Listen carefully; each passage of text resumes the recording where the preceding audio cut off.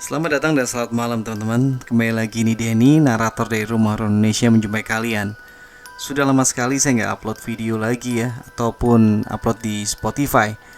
Hal ini dikarenakan kesibukan saya sebagai seorang pengajar. Iya, saya seorang pengajar di sebuah sekolah swasta di Bandung yang jamnya cukup banyak, sehingga kesibukannya luar biasa. Apalagi setelah ngajar beres, kita harus ke bimbel ya untuk tambahan. Jadi kadang sampai rumah itu udah capek, bahkan untuk hobi yang lain seperti misalnya main game aja udah capek. Namun rupanya kangen untuk kembali menceritakan kisah horor dan juga menikmati ya. Jadi saya sambil membacakan tuh sangat menikmati ceritanya muncul, sehingga malam ini bisa kita berjumpa lagi dan membacakan sebuah cerita horor. Dan cerita horor hari ini adalah tentang cerita horor. Loh, maksudnya gimana? Judulnya adalah Bahayanya Mendengarkan Cerita Horor. Aku adalah seorang mahasiswa di sebuah universitas di Bandung. Aku adalah salah seorang yang sangat menantikan malam Jumat. Bukan untuk bersemedi atau melakukan ritual yang berbau gaib, melainkan untuk mendengarkan salah satu stasiun radio yang menyajikan cerita-cerita mistis, pengalaman nyata dari orang-orang sekitar Bandung, yang mana motonya adalah jangan pernah dengerin Nightmare Site ini sendirian. Ya, nama acaranya adalah Nightmare Site di Ardan Radio. Kebetulan saya sendiri pribadi juga senang banget ya dengerinnya ya. Sejak pertama di Bandung, saya selalu menikmati acara radio ini. Apalagi zaman dulu YouTube belum segampang sekarang buat diakses gitu ya. Oke, kembali ke ceritanya. Aku tidak peduli dengan motonya itu, karena aku tidak pernah mengalami kejadian-kejadian aneh setiap mendengarkan Nightmare Site itu sendirian. Itu hanya moto buat nakut-nakutin anak kecil saja, pikirku. Seharian ini aku lelah sekali karena tugas kuliahku begitu menumpuk. Kulihat jam sudah menunjukkan pukul 10 malam. Akhirnya aku bisa mendengarkan Nightmare Site yang sudah kunantikan selama seminggu. Kunyalakan radio dan mencari channelnya. Syukurlah ternyata acaranya belum dimulai.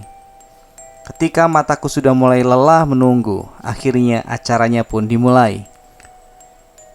Kudengarkan ceritanya sambil tidur-tiduran di kasurku. Ternyata sekarang sedang mengisahkan seseorang yang bertemu dengan pocong di rumahnya sendiri. Kudengarkan cerita itu, dan akhirnya tanpa sadar mataku mulai terpejam. Namun tiba-tiba sebuah suara membangunkanku. Ya, suara seperti seorang sedang mendengkur. Apa mungkin ayahku yang sedang tidur lalu mendengkur di kamar sebelah? Tapi setelah kudengarkan dengan seksama, ternyata suara itu berat sekali dan tidak jauh dariku. Ketika itu juga kubalikkan posisi badanku, menengok ke arah lemari yang ada di ujung kamar. Astaga, terlihat sosok makhluk berwarna putih yang dibungkus kain sedang melihat ke arahku. Pergi, pergi. Mau apa kamu di sini? Pekiku. Aku ingin keluar, tapi pocong itu berada tepat di sebelah pintu. Aku hanya berteriak-teriak agar orang di rumahku mendengar dan menolongku. Tapi pocong itu tiba-tiba berada di depanku dengan mukanya yang sangat menyeramkan. Hitam kasar menatap kosong ke arahku. Aku berusaha mengatur nafasku. Ternyata itu hanya mimpi buruk. Aku pun terjaga. Kudengarkan radio masih memutar acara Nightmare Site dan masih di cerita yang sama. Ternyata aku hanya tertidur beberapa menit saja. Lalu aku mematikannya karena aku sekarang menjadi ketakutan. Tubuhku mengeluarkan keringat dingin. Aku haus sekali. Rasanya ingin minum air putih dari kulkas. Aku pun keluar menuju dapur yang keadaannya gelap karena lampu dimatikan. Aku menuju saklar lampu dan cetrek. Kulihat sekilas ada bayangan putih melintas di atas meja makan. Tapi aku tidak terlalu memikirkannya Karena mungkin itu hanya imajinasiku saja, karena aku baru saja bangun dari mimpi buruk tadi. Aku membuka kulkas, mengambil botol air, dan menuangkannya ke dalam gelas yang tadi aku bawa. Dan ketika itu, tiba-tiba aku merasakan hawa dingin dari arah belakangku. Harusnya kan dingin itu berasal dari kulkas di depan. Sekali lagi aku tidak memperdulikannya, sampai ketika aku menutup kulkas dan membalikkan tubuhku. Astaga, kulihat ada sosok pocong. Ya, pocong yang sangat mirip dengan pocong di mimpiku tadi. Dia hanya berjarak beberapa sentimeter dari mukaku. Baunya seperti bau bangkai busuk. Aku langsung terjatuh karena tidak kuat dengan bau dan wajahnya yang sangat menyeramkan itu. Aku dapat melihat dengan jelas matanya yang kotor dan sangat kering. Biasanya manusia normal matanya selalu berair, tapi ini menyeramkan sekali. Aku terdiam beberapa saat. Badanku seperti mematung. Suaraku seperti tertahan. Tidak dapat berteriak sedikit pun.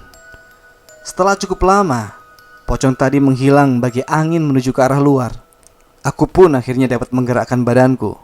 Aku menggedor pintu kamar orang tuaku. Dengan wajah bingung, ayahku membukakan pintu dan aku menceritakan bahwa aku tadi melihat hantu pocong. Ayahku mengecek seluruh penjuru rumah, tapi makhluk itu sepertinya sudah pergi. Ayahku juga tidak percaya terhadap apa yang aku lihat tadi. Katanya, itu mungkin hanya imajinasiku saja, karena tadi mendengarkan Nightmare Side. Aku hanya bisa tertunduk lemas. Keesokan harinya aku bercerita kepada temanku di kampus. Dia juga adalah salah satu pendengar setia Nightmare Side. Katanya jika kita mendengarkan Nightmare Side sendirian, mereka alias makhluk halus juga akan ikut mendengarkannya bersama kita. Karena mungkin mereka merasa terpanggil dengan nama makhluk halus yang ada di cerita.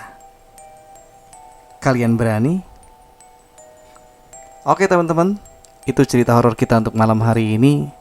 Terima kasih buat kalian yang sudah mendengarkan sampai akhir, bahkan nyempetin buat komen, share sebanyak-banyaknya, juga like, dan syukur-syukur mau subscribe di channel ini.